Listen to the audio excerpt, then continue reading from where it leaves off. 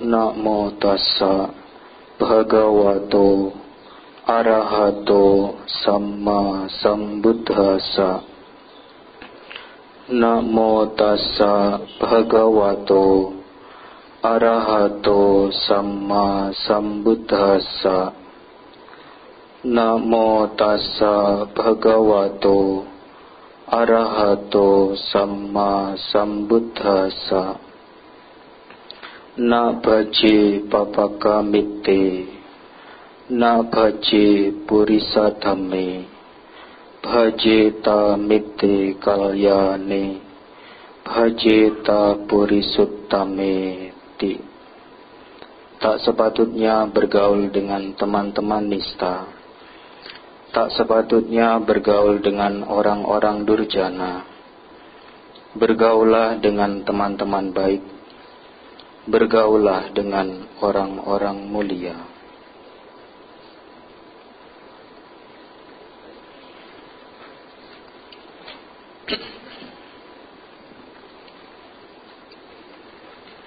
Para pimpinan puja bakti, Bapak Ibu, saudara-saudari sedama, selamat pagi, Namo Buddhaya.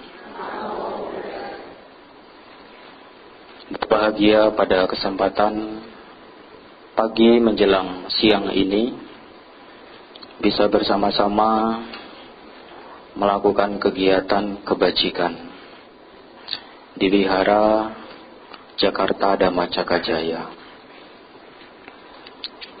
Bapak Ibu saudara-saudari, karena keyakinanlah kita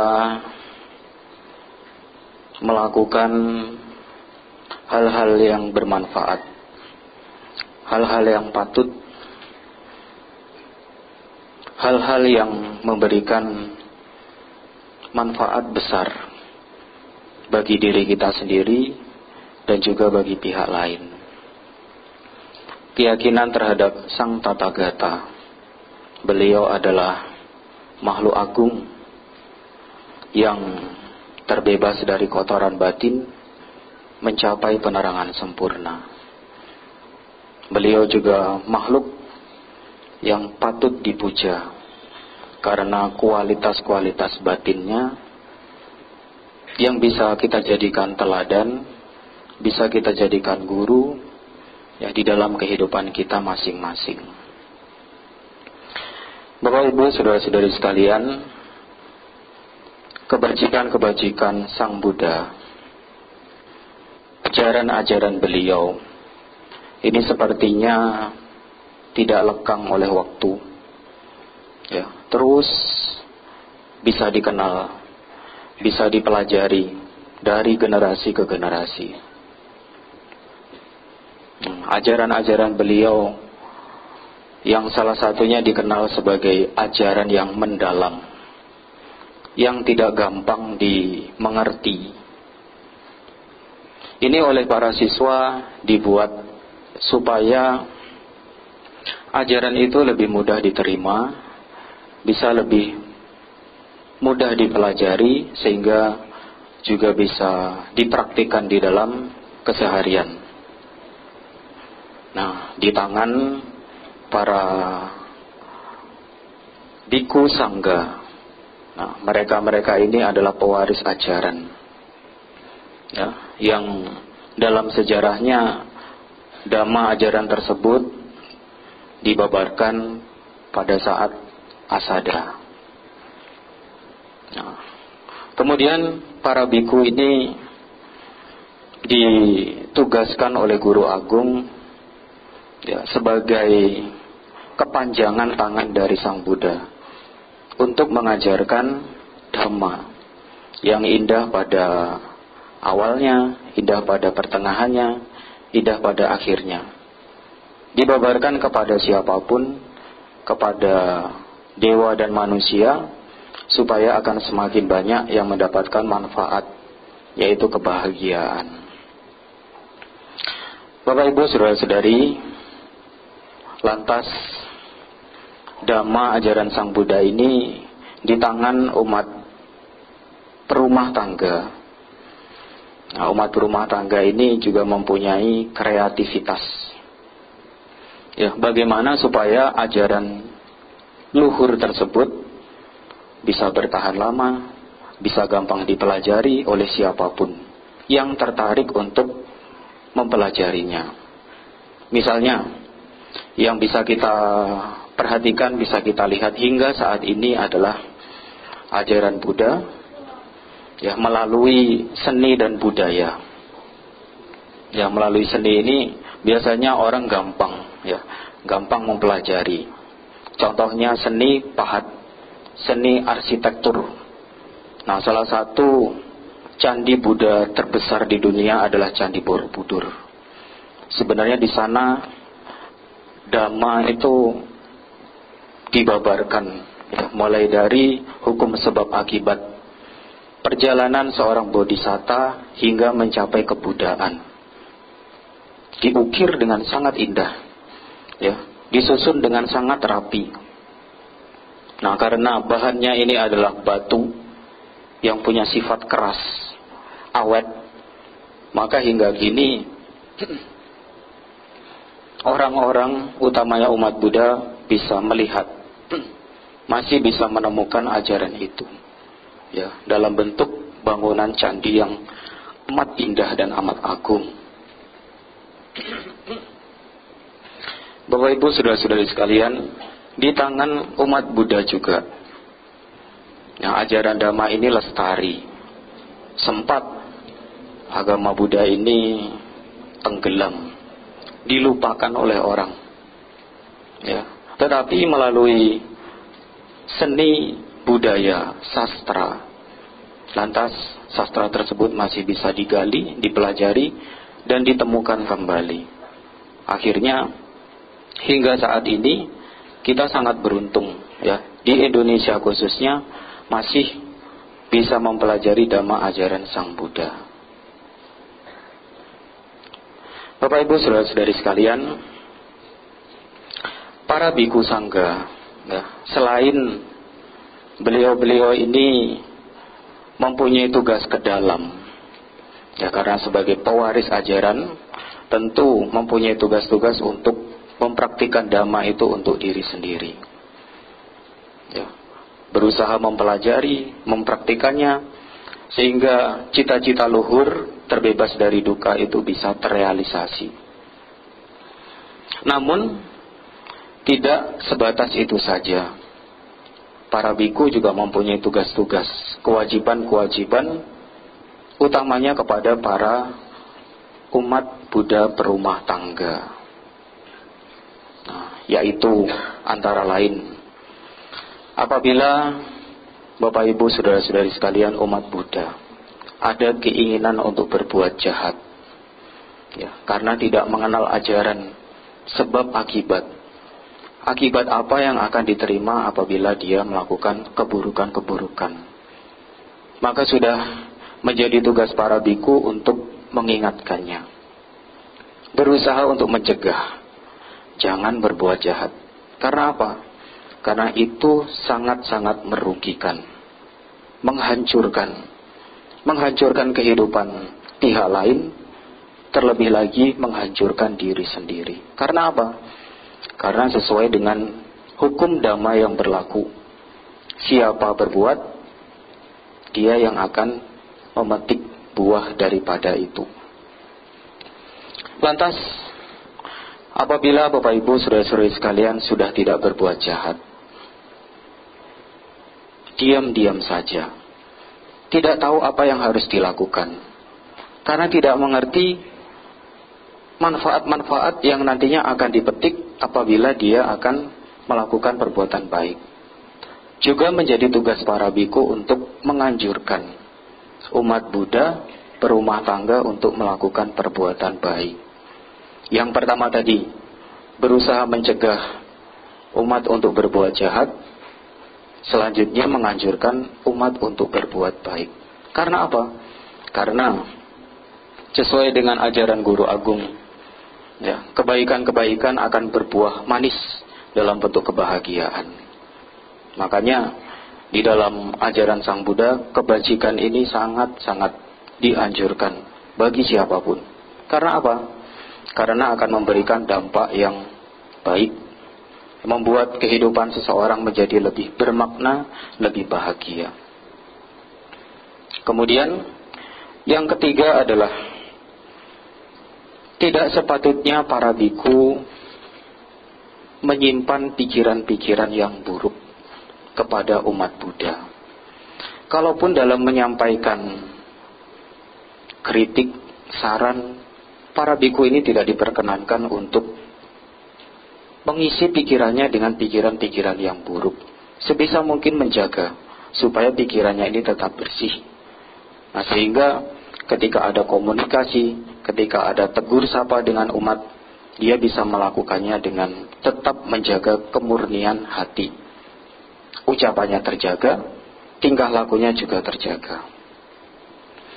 Selanjutnya, para biku juga punya tugas untuk mengajarkan kebenaran Dhamma yang sebelumnya umat Buddha tersebut mungkin belum pernah mendengar.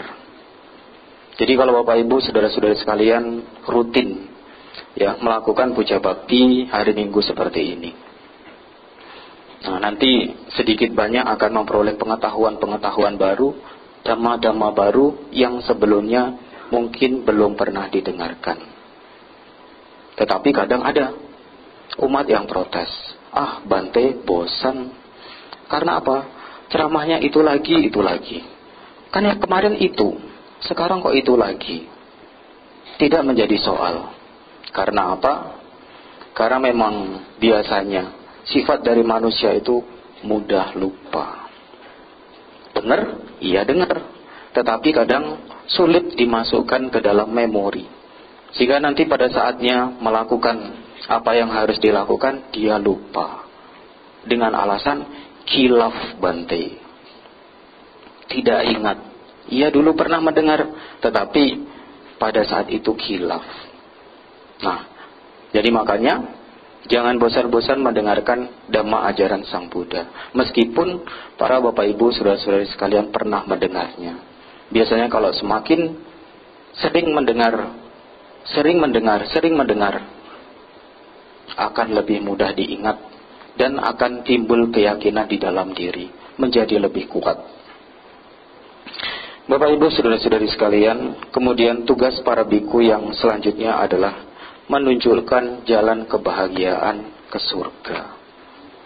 Karena memang pada umumnya umat manusia ini mendambakan kebahagiaan, ya, kebahagiaan dalam bentuk materi, juga berbahagia di dalam kehidupan selanjutnya.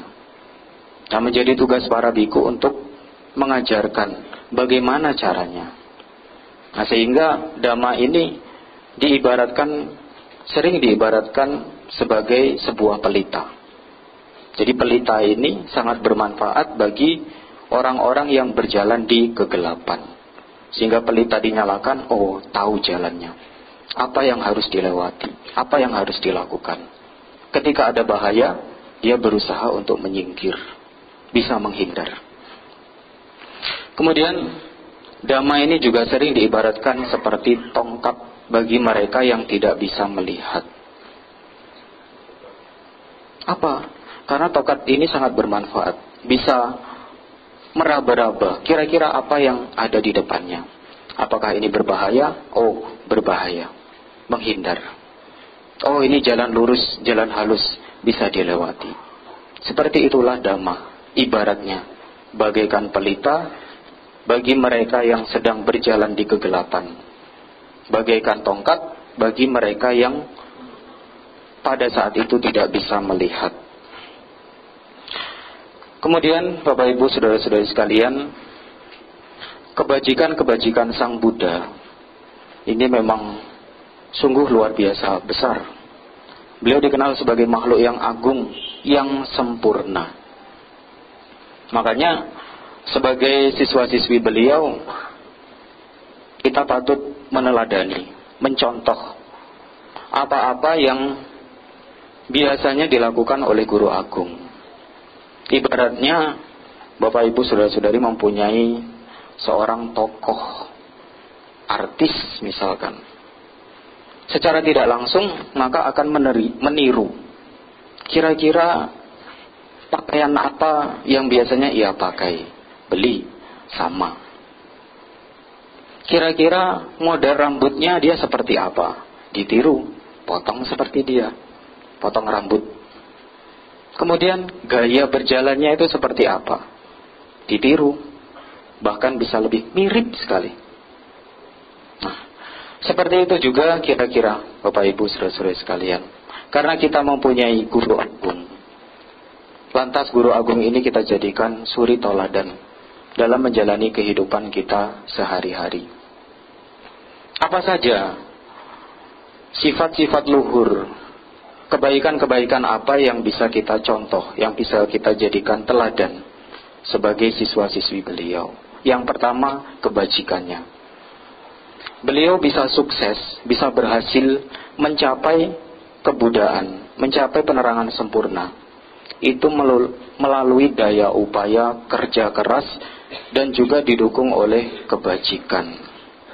Bahkan ketika beliau lahir, baru saja lahir, bayi Siddhartha, beliau bisa lebih gampang dikenali. Karena apa? Fisiknya berbeda dengan orang-orang pada umumnya.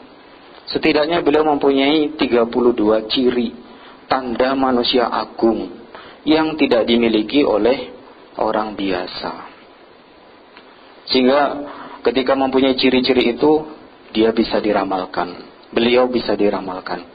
Kelak beliau akan menjadi raja di raja kalau tidak meninggalkan istana. Tetapi kalau beliau meninggalkan istana, beliau bisa mencapai kebudaan, menjadi Buddha Maha Tahu. Karena apa? Karena melalui tumpukan-tumpukan kebajikan di masa lampau. Bahkan kalau kita kenal banyak sekali cerita-cerita Jataka yang mengisahkan bagaimana perjalanan hidup Bodhisatta. Di setiap kehidupannya itu selalu mengisi dengan perbuatan-perbuatan baik, selalu mengisi dengan kebajikan. Bahkan bisa mengatasi segala masalah dengan kebajikannya itu. Nah, karena kebajikan-kebajikan ini terkumpul sangat banyak. Kemudian beliau juga mempunyai cita-cita. Semoga dengan kebajikan ini akan mengkondisikan cita-citanya tercapai.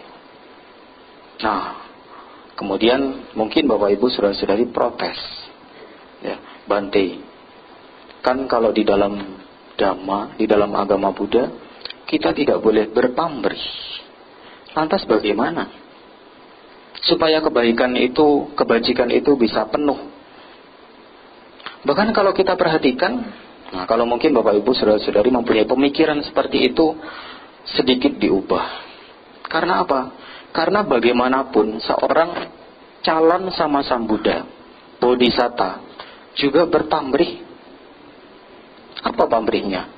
Nah, kalau kita baca sejarahnya, pada awal sekali waktu itu beliau menjadi petapa Sumedha. Beliau melakukan kebajikan, ya, mengorbankan tubuhnya sebagai jembatan Buddha di Pangkara. Setelah melakukan kebajikan itu, beliau juga berpamrih. Karena beliau melihat keagungan dari Buddha di Pangkara itu, lantas beliau ingin seperti beliau juga, seperti Buddha di Pangkara. Di kehidupan-kehidupan mendatang, pada setiap kali kehidupannya dia akan melakukan perbuatan baik yang arahnya adalah menjadi seperti Buddha di Pangkara, Buddha Maha Tahu. Itu juga pamrih sebenarnya, tetapi pamrih yang luhur. Jadi bukan berarti seorang bodhisatta makhluk agung setelah melakukan perbuatan baik lantas dia tidak mempunyai cita-cita, tidak mempunyai harapan. Ada harapannya. Tetapi harapan itu harapan yang amat luhur, yang mengkondisikannya untuk mencapai kebebasan. Ini juga bisa kita teladani, bisa kita contoh. Kalaupun cita-cita luhur mencapai kesempurnaan seperti yang Sang Buddha capai itu belum tercapai, setidaknya Bapak Ibu saudara-saudari sekalian, ya, mendapatkan hal-hal yang baik. Ya, misalkan dalam setiap kehidupannya selalu makmur, ya, tidak pernah kekurangan, selalu memperoleh kebahagiaan, hidup di antara orang-orang yang baik. Itu. Pamrih boleh, tetapi berpamrihlah pamrih yang luhur, yang bisa mengantarkan Bapak Ibu saudara-saudari sekalian untuk mencapai kebebasan, kebahagiaan, terbebas dari duka. Kemudian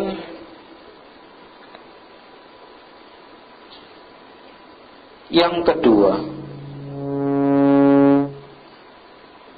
teladan yang kedua yang bisa kita jadikan contoh dari guru agung, yaitu welas asih beliau, cinta kasih. Karena di dalam setiap kehidupannya, beliau tidak pernah rasa-rasanya memutuskan sesuatu, ya, dengan cara menyakiti makhluk lain. Bahkan ada beberapa cerita bagaimana Sang Buddha tidak memunculkan kemarahan, bahkan ketika beliau sedang disakiti. Karena apa? Karena kemarahan itu amat sangat merugikan. Siapa yang rugi? Sebenarnya yang rugi adalah diri kita sendiri. Nah, di dalam Visuddhimagga itu dijelaskan perumpamaan. Kalau seseorang ini sedang marah, ingin melampiaskan kemarahannya itu kepada orang lain, seperti layaknya dia memegang bara yang menyala, atau dia seperti memegang kotoran, akan dilemparkan kepada orang lain sebagai pelampiasan. Lantas siapa yang rugi? Siapa yang terbakar duluan? Dirinya sendiri. Siapa yang bau? Apakah orang lain? Bukan. Dirinya sendiri. Nah, seperti itu pula kemarahan. Sangat berbahaya. Sangat merugikan. Utamanya merugikan dirinya sendiri. Bapak Ibu saudara-saudari sekalian, pernah Sang Buddha juga menyampaikan satu cerita, satu kisah, bagaimana kemarahan itu amat sangat merugikan. Di dalam Kakacupama Sutta, Sang Buddha menjelaskan itu. Suatu ketika ada seorang nyonya besar. Dikatakan nyonya besar, dia adalah orang yang terpandang. Dia dikenal sebagai orang yang baik di antara masyarakat itu. Nyonya besar ini bernama Wedehika, Ibu Wedehika. Ibu Wedehika ini dikenal sebagai orang yang baik, murah hati, tidak pernah marah. Ibu Wedehika ini mempunyai seorang pembantu bernama Kali, seorang pelayan bernama Kali. Dia dikenal sebagai pelayan yang sangat setia dan juga rajin. Karena mendengar, ya, nama Ibu Wedehika ini, nyonya besarnya ini sebagai orang yang terkenal baik, iseng-iseng. Si Kali ini, pelayan Kali ini ingin mengetes. Kira-kira betul tidak apa yang dikatakan orang-orang tentang nyonya besar saya ini? Coba besok saya mau ngetes. Kira-kira yang dikatakan itu benar atau tidak. Biasanya dia bangun pagi-pagi. Nah, lantas karena usil, si Kali ini sengaja bangun kesiangan. Nah, kemudian ditegur sama nyonya Wedehika. Hei Kali, kenapa engkau kesiangan? Gak apa-apa nyonya. Dengan sangat enteng sekali, meremehkan sekali. Nah, Ibu Wedehika yang melihat itu, dia menjadi gusar. Sudah mulai timbul deg-degan, ya, di jantungnya. Ya, mungkin dia lengah, tidak apa-apa. Kemudian besoknya si Kali ini ingin mengetes lagi. Kira-kira sejauh mana kesabaran yang dimiliki oleh nyonya besar saya. Dia bangun lebih terlambat lagi. Nyonya besar Wedehika kembali menegur. Kali, kenapa engkau terlambat lagi? Kenapa bangun kesiangan? Gak apa-apa nyonya. 2 kali. Ibu Wedehika sudah mulai gusar. Sudah mulai ngomong-ngomong yang agak kasar. Tetapi belum fatal. Nah, lantas si Kali ini makin penasaran. Kira-kira besok apa yang terjadi? Saya coba lagi. Keesokan harinya dia sengaja bangun lebih siang. Ibu Wedehika benar-benar marah. Hai Kali, kenapa engkau bangun kesiangan? Gak apa-apa Nyonya. Ibu Wedehika naik pitam. Di sampingnya dia melihat benda keras. Dia ambil, dia pukulkan ke kepala si Kali, pelayannya yang setia itu. Bocor. Ya. Darahnya menetes-netes. Si Kali ini lantas berteriak, menangis dan berkeliling kampung. Dia mengabarkan, ini loh ibu, perbuatan Ibu Wedehika. Ibu yang dikenal sebagai ibu yang nyonya besar, yang sangat sabar, yang baik hati. Ternyata tidak sebaik yang kita kira. Nah, dari cerita ini sebenarnya ada dua pihak yang dirugikan Bapak Ibu, saudara-saudari sekalian. Tetapi yang diutamakan pada cerita itu adalah kerugian yang dialami oleh Ibu Wedehika. Karena dia tidak bisa mengendalikan dirinya, timbul kemarahan, lantas dia membuat orang lain celaka. Dan pada saat itu nama baiknya hancur. Sekarang dia dikenal sebagai seorang nyonya besar yang jahat. Karena apa? Karena memukul pembantunya itu, dan pembantunya ini keliling kampung mengabarkan bahwa ini loh hasil perbuatan Ibu Wedehika, nyonya besar yang katanya baik hati. Dia juga kehilangan pembantunya yang setia. Itu salah satu contoh betapa kemarahan itu sangat-sangat merugikan. Rugi bagi siapapun yang melakukannya. Bapak Ibu saudara-saudara sekalian, kemudian yang ketiga, sifat Buddha yang bisa kita jadikan contoh, kita jadikan teladan adalah ingat budi baik.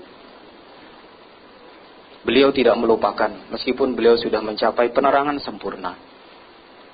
Lantas, beliau mengingat-ingat kembali, siapa-siapa dulu yang mempunyai jasa-jasa besar.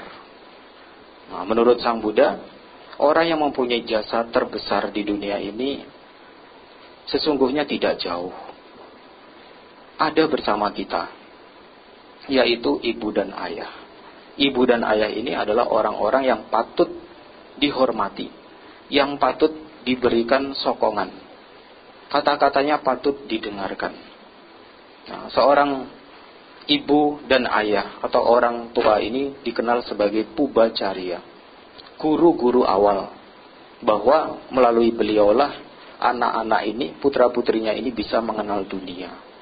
Yang tadinya tidak bisa berbicara ini dan itu, melalui orang tualah putra-putrinya ini bisa berbicara, mengenali ini dan itu. Bisa melakukan banyak kebajikan juga karena jasa-jasa dari orang tua. Kemudian selanjutnya lebih luas lagi, para guru, para sahabat, orang yang lebih tua atau siapapun yang mempunyai budi baik. Utamanya orang-orang yang mempunyai peran jasa besar terhadap seseorang. Bapak Ibu saudara-saudari sekalian, selanjutnya adalah pengendalian diri. Sang Buddha di dalam khotbahnya, baik kepada para biku, kepada perumah tangga, selalu menekankan pentingnya pengendalian diri. Karena apa? Karena pengendalian diri ini akan membuat seseorang mencapai yang lebih mulia.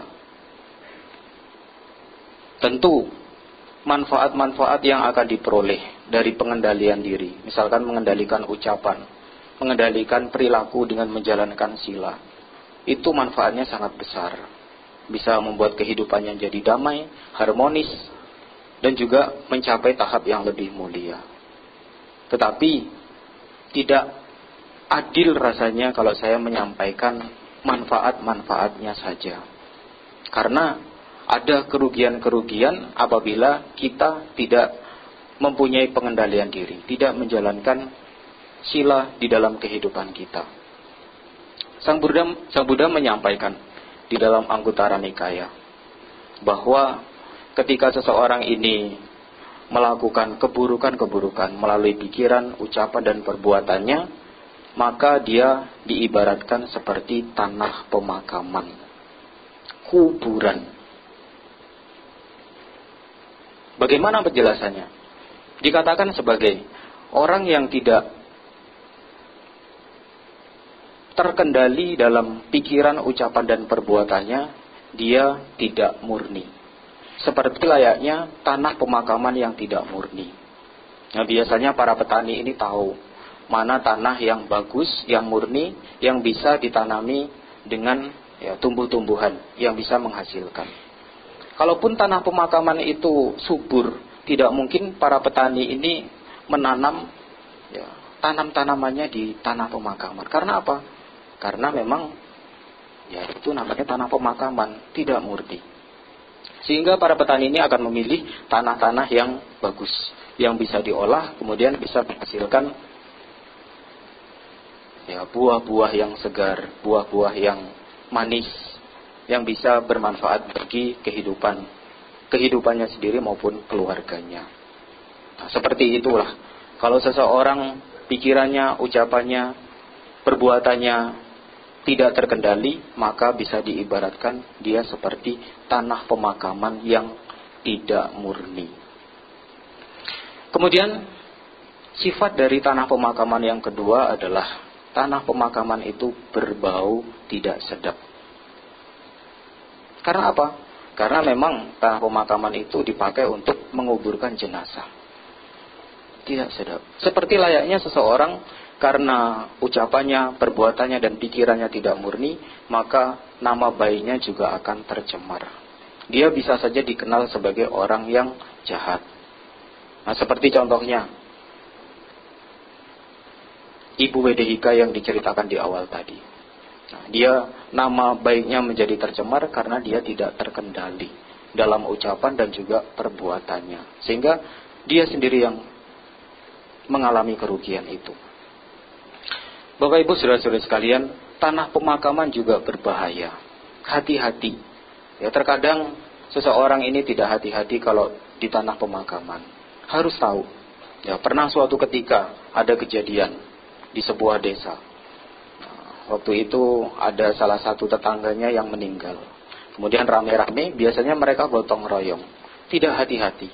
Dia menginjak salah satu tanah pemakaman yang bergunduk.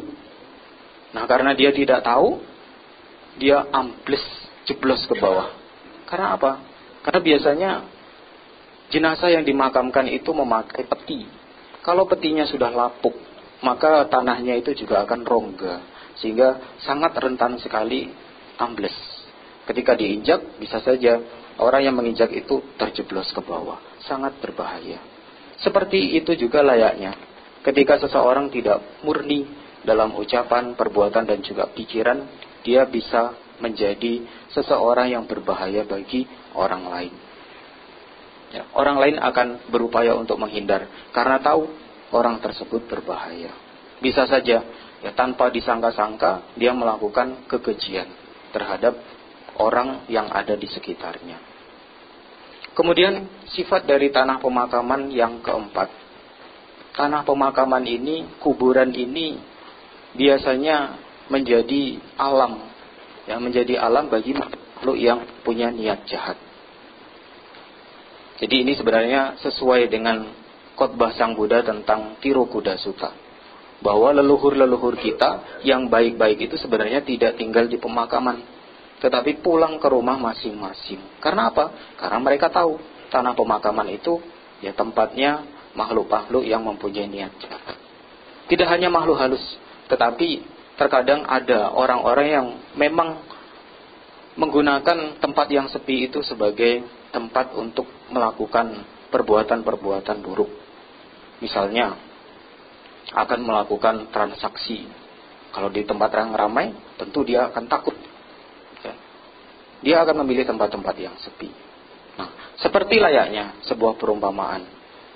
Orang-orang yang tidak murni dalam pikiran, ucapan, dan juga perbuatannya ini, mereka juga akan berkumpul dengan jenis orang yang sama.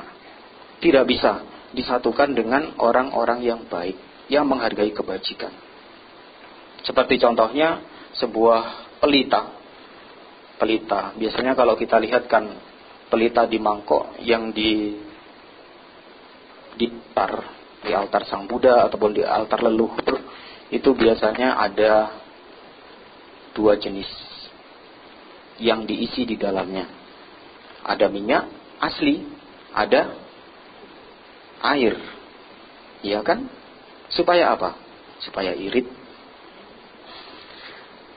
Nah, seperti layaknya air dan minyak itu tidak bisa disatukan. Kalaupun bisa disatukan, diaduk-aduk, seolah-olah dia nyampur. Tetapi sesungguhnya kalau dia sudah mereda, akan berpisah. Seperti itu juga perumpamaannya. Ya, orang-orang yang mempunyai niat buruk, ya, ucapannya buruk, perbuatannya buruk, dia tidak murni dalam perilaku, ucapan dan juga pikirannya, dia juga akan berkumpul dengan orang-orang yang sama. Nah, sementara orang-orang yang baik, ya, mereka tahu dia harus bergaul dengan siapa. Kemudian sifat dari tanah pemakaman yang selanjutnya adalah tanah pemakaman itu menjadi tempat pecahnya tangisan. Karena apa? Karena mereka tahu, keluarga-keluarga yang baik ini tahu bahwa dia akan segera berpisah. Ya, mungkin tidak akan jumpa lagi dalam kehidupan saat itu. Karena mereka amat menyayangi, mencintai orang yang sudah meninggal itu, yang mendahulunya itu. Makanya mereka menangis, ya, merasa kehilangan. Nah, sama seperti orang yang tidak murni dalam perilaku, ucapan dan juga pikirannya. Dia menjadi sebab tangisan bagi orang-orang yang di sekitarnya, bahkan mungkin keluarganya sendiri. Ya, dia menjadi sumber mungkin petaka bagi orang-orang di sekitarnya. Ya, mungkin saja keluarganya sendiri. Bahkan ketika berkumpul, aduh, kapan ya dia pergi? Kapan ya dia pulang? Rasanya hati ini tidak nyaman kalau berkumpul dengan orang-orang yang mempunyai sifat buruk seperti itu. Jadi itu kerugiannya. Nah, ketika seseorang tidak murni dalam pikiran, ucapan dan juga perbuatannya. Lantas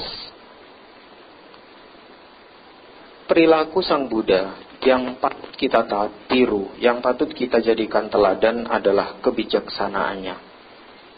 Kebijaksanaan Sang Buddha ini tentu sudah tidak diragukan lagi. Ketika beliau mendapatkan masalah, beliau juga akan mencari solusi tanpa harus merugikan pihak lain. Bahkan karena kebijaksanaannya itu, ya, kita sebagai siswa-siswa Sang Buddha juga patut meneladani beliau. Berusaha hati mempelajari. Caranya bagaimana? Dengan belajar. Kita bisa mempelajarinya dalam bentuk mendengar, membaca, atau melihat secara langsung. Yang dikenal sebagai Sutta Mayapanya. Kemudian setelah membaca, setelah melihat, setelah mempelajari, kita juga merenungkannya secara mendalam. Supaya dhamma yang terlihat itu bisa dipahami. Kira-kira benar atau tidak. Oh, setelah dipikir-pikirkan, setelah dipertimbangkan dari sisi baik dan sisi kerugiannya, maka oh, ini patut dilakukan. Itu sudah muncul kebijaksanaan. Bawana Mayapanya. Kemudian karena kita sudah banyak belajar, ya, dengan membaca, dengan mendengar, dengan melihat langsung, kemudian merenungkannya dengan mendalam di dalam diri kita, lantas tumbuhlah kebijaksanaan. Kita melakukan meditasi sebagai tahap selanjutnya, tahap yang lebih tinggi lagi untuk mengenali sifat dari kehidupan ini sebagaimana adanya. Nah, Bapak Ibu, saudara-saudari sekalian, itu merupakan, saya rasa, sebagian kecil dari sifat-sifat luhur Sang Buddha, Guru Agung kita, yang kita ketahui, luarnya saja barangkali. Sesungguhnya masih banyak sekali, ya, sifat-sifat luhur dari Guru Agung yang ada, yang patut kita jadikan teladan. Dan mudah-mudahan yang sedikit itu, apa yang sudah saya sampaikan itu, apa yang sudah saya tulis itu sebagai berita Dhammacakka itu, yang menjadi kebaikan-kebaikan kecil yang menginspirasi. Awalnya dari Guru Agung, lantas setelah kita pelajari, cocok dan bermanfaat, nah, kita terinspirasi dari ajaran-ajaran beliau. Melakukan segala bentuk, ya, perbuatan-perbuatan baik yang mengarah pada keluhuran. Nah, semoga cita-cita Bapak Ibu saudara-saudari sekalian semuanya tercapai, didukung oleh kebajikan-kebajikan yang sudah dilakukan. Semoga Tiratana melindungi, Sabe Sata Bawantu Sukhi Tata.